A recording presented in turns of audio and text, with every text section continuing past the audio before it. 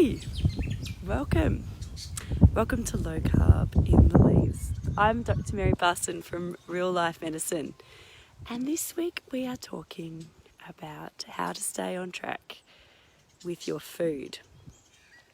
And this week I'm going to discuss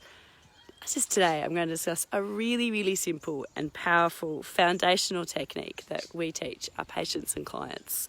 It's called building your low carb plate. And it's really simple.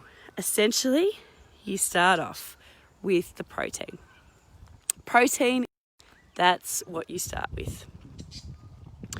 And depending on how big you are, how hungry you are, you might want to have just like one palm-sized piece of protein, maybe a little bit more. If you're only having one meal a day, maybe a bit more. But start with about a palm-sized piece of your protein, which is meat, fish, eggs, seafood.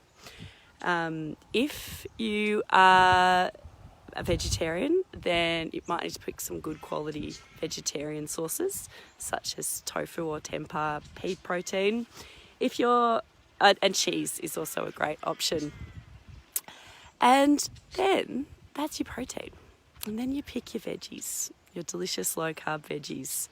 1 to 2 cups of these, depending on how hungry you are. Some people like to eat more vegetables, some people less. Some people like to eat no veggies. I'd say by and large vegetables have got health benefits and that we should eat them. But we do work with clients who are carnivore for their own reasons, and we work with clients who are vegetarian, and we can certainly work with both. But generally you add in your veggies then. And then after that, just a little bit of fat. Just 1 to 2 tablespoons of fat. And that, from a calorie point of view, is quite a lot of fat, and it is enough to make your food delicious, anxious, and keep you nice and full.